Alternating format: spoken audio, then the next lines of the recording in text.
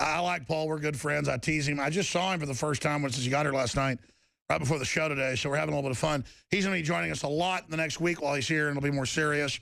There is just so much serious news. By the time we get to the third hour, we have Joe Biggs waiting in the wings to give us an update on the great carrion creature, the great buzzard that is going to land to try to feed on the dead bodies of those that were killed spiritually, to demonize the Second Amendment in a satanic anti-gun Bloombergian ritual. But if you didn't know, they're announcing the big assault on our guns right now, so I should be deadly serious.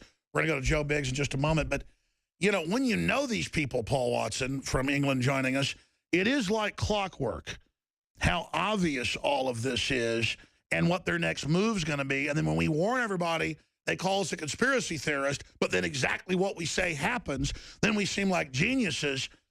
We're not that smart. I mean, the globalists are following a program. They may tweak it, they may move it a degree or so, but it's pretty sick how obvious it is. What do you expect them to do next now? I expect them to, you know, if you watch these debates between liberals and, you know, pro-Second Amendment people, they press them on what their actual solution is to this gun issue, and they don't have a solution short of disarm everybody of all their guns. And that's never going to happen without a complete bloodbath in the United States. What is, you know, 300 million plus guns in the United States. It's never going to happen. They talk about buyback programs and all this kind of stuff. Even in Australia, where they supposedly disarmed everybody to stop school shootings, 80% of the guns from the statistics I read are still within the hands of the population. So they didn't even hand them in. So that's not even a rational argument to make. And then Obama comes out after Roseburg immediately and says, yes, we're going to politicize this issue. Like Australia, now he comes out and says it's not political, that's a conspiracy theory.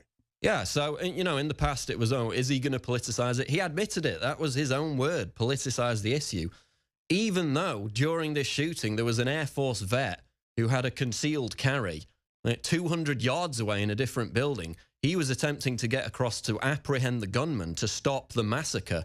The staff at the college stopped him from doing that. You also had Chris Mintz, the hero who took 7 bullets. He didn't have a gun, and that's why he took 7 bullets. I want to know why the people followed orders of the staff at the military facility to not go over there and take this guy out. I mean, I'm not saying I'm some hero, but if I heard they were executing people and I had a gun, I would go try to take the person out.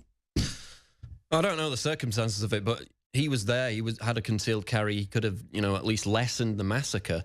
Chris Mintz attempted to do that, and it's interesting that Obama is in Roseburg today, about to meet with some of the families.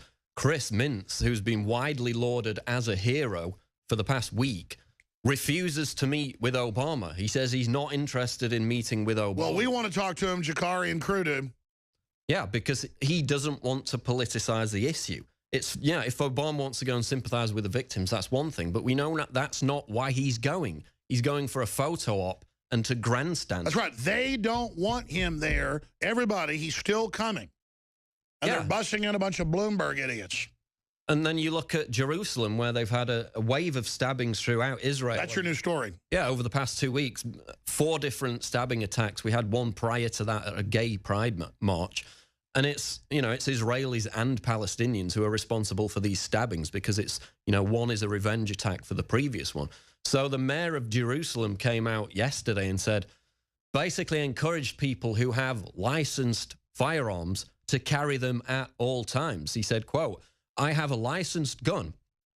Every time there is tension, I instruct people who are allowed to carry weapons and are experienced in using them to carry their guns with them. If you check, you'll see that in many cases, those who neutralize terrorists were citizens who aren't necessarily police officers like former soldiers.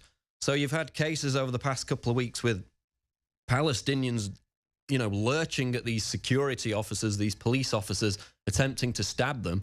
They're then shot dead. And, you know, some on the left go into outrage mode as if they should just let themselves be stabbed to death.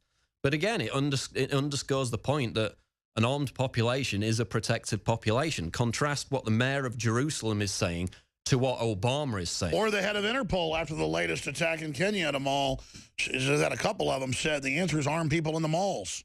Yeah, because the terrorists in that mall was stopped by, you know, people with guns. And by the way, this is an angle for Joe Biggs and Jakari. They've split up to be able to cover more in the next hour and the hours after when they're live streaming the Nightly News Tonight as Obama's set to arrive. We're about to talk to Joe Biggs here briefly with an update. He'll be, again, on more in the next hour. If your station doesn't carry it, Infowars.com/show to find the video feed and audio feeds. This is important. I bet they're going to bus in. I mean, I heard they were, but have the bus of people there say everyone there is in support of gun control, block out all the demonstrators, and have almost no coverage of it. Or they'll go to the demonstrators that are, you know, probably be 1,000 people or more, be 1,000, 6,000, 10,000, nobody knows. Thousands are already there, we're told. And they'll just show the end of it. I've seen mainstream media, when we have a gun rally, say with 1,500, 2,000 people, they'll go to the corner to interview people and show like 6 people on the edge at the back and say, dozens came out today. Yeah. And then the police department will say, no, it was 2,000 or it was 1,000. This is how they operate in their deception. Now, we know they're deceptive, but it's important to just keep rubbing the nose in it. And so getting footage of how they try to spin it, what we shoot on the ground versus what's on the news tonight, we need to be taping that here.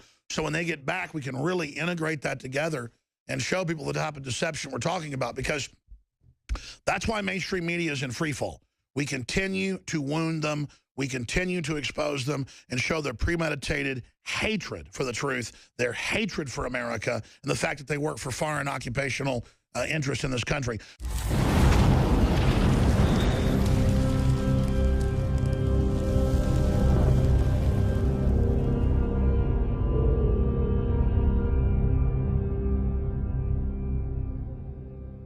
Introducing Pro One. All of your filtration in one system, portable, on the go. No more do you have 2 or 3 filters to just reduce sodium fluoride. You have a system that cuts out the sodium fluoride and up to 95% of hydrofluorosilicic acid, the most common form of fluoride not covered by other fluoride filter brands, and sodium hexafluorosilicate. Get your Pro Pure with the new Pro One filter today at InfoWarsStore.com or by calling 888-253-3139.